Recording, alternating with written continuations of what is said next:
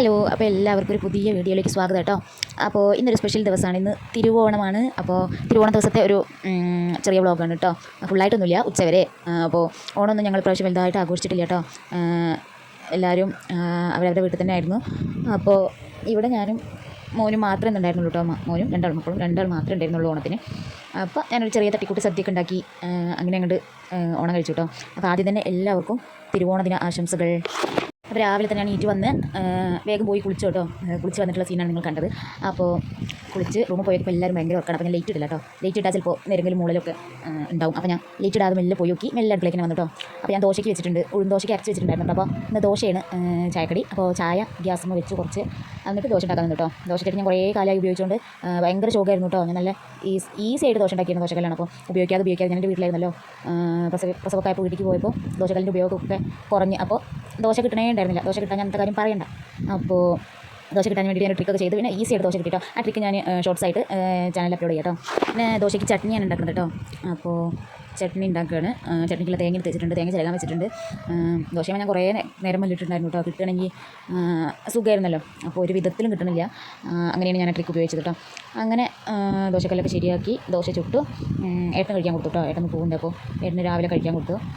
ചട്നി അരച്ചിട്ട് ചട്നി 2 തരം അരയ്ക്കുന്നുണ്ട്. ഒന്ന് എരിവില്ലാത്തതും പിന്നെ അത് കുറച്ച് ഒഴിച്ച് വെച്ചിട്ട്, അത് മോനാണ് എരിവില്ലാത്തത്. അത് കുറച്ച് ഒഴിച്ച് വെച്ചിട്ട് പിന്നെ ഞാൻ 2 പച്ചമുളക് ഇട്ടിട്ട് അരയ്ക്കുകയാണ് കേട്ടോ. ഞാൻ ഒരു തരം കറിയൊക്കെ ഉണ്ടാക്കില്ല, എരിവുള്ളത് മാത്രമേ ഉണ്ടാക്കുള്ളൂ. എരിവ് കുറച്ചിട്ടുണ്ടാക്കും.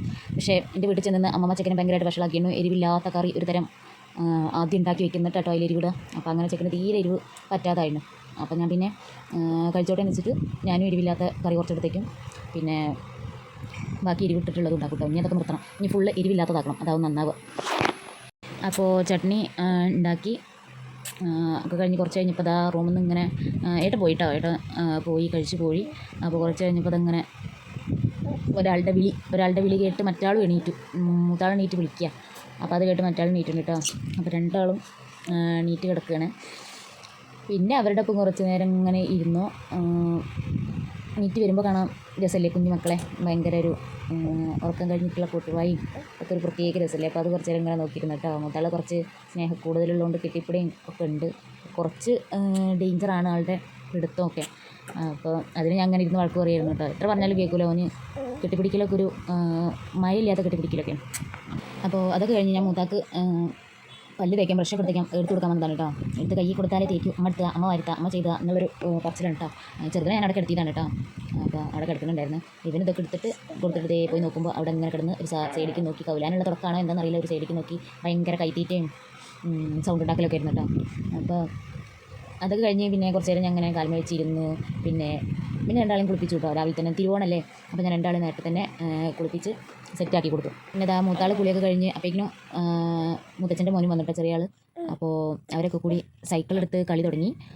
പിന്നെ അവരങ്ങനെ കളിച്ചോളും. പിന്നെ പാട്ടോ എന്തെങ്കിലുമൊക്കെ കേൾക്കുമ്പോൾ നമ്മളത് മെയിൻ ചെയ്താൽ മതി.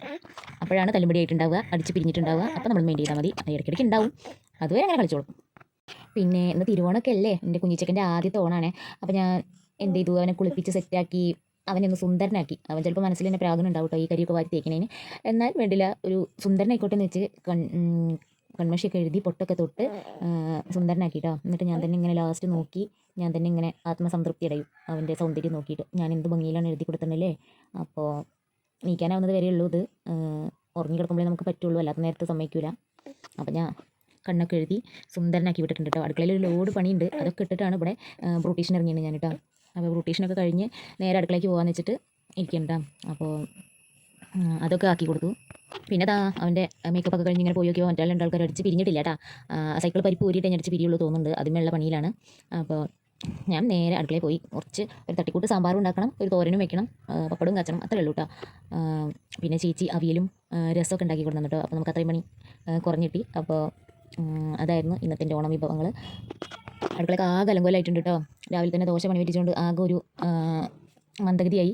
അങ്ങനെ എനിക്കിങ്ങനെ വൃത്തികേടാക്കിയിട്ട് തീരെ പണിയെടുത്താൽ നീങ്ങൂല കേട്ടോ. അപ്പോൾ ഞാൻ ഒക്കെ ഒന്ന് വൃത്തിയാക്കി. അതിൻ്റെ ഇടയിൽ അതേ കുഞ്ഞിച്ചക്കന് പുതിയ ഓണക്കൊടിയൊക്കെ ഇട്ട് കിടത്തിയിരുന്നു. ഓൻ വേഗം നീച്ച് വന്നിട്ടുണ്ട് കേട്ടോ. ഓൻ നീറ്റ് വന്ന് കുറച്ച് നേരം ഓൻ അങ്ങനെ എടുത്ത് പിന്നെ സദ്യയൊക്കെ സെറ്റായി.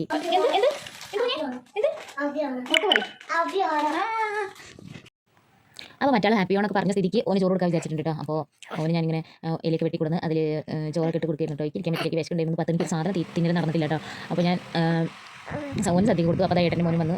അപ്പോൾ ഓനും എല്ലാവരും വിളമ്പി കൊടുത്തു കേട്ടോ. ഇത്രേ ഉള്ളൂ ഇന്നത്തെ ഓണം വ്ളോഗ്. ഇഷ്ടമായ എല്ലാവരും ലൈക്ക് ചെയ്യുക, സബ്സ്ക്രൈബ് ചെയ്യുക, ഷെയർ ചെയ്യുക, കമൻറ്റ് ചെയ്യുക. അപ്പോൾ എങ്ങനെ ഉണ്ടായിരുന്നു എന്നൊന്ന് പറയണം കേട്ടോ. നിങ്ങളുടെ ഓണം എങ്ങനെ ഉണ്ടായിരുന്നു? അപ്പം നമ്മുടെ വീഡിയോ ഇവിടെ വെച്ച് വൈൻഡപ്പ് ചെയ്യാണ്. എല്ലാവർക്കും ഹാപ്പി ഓണം.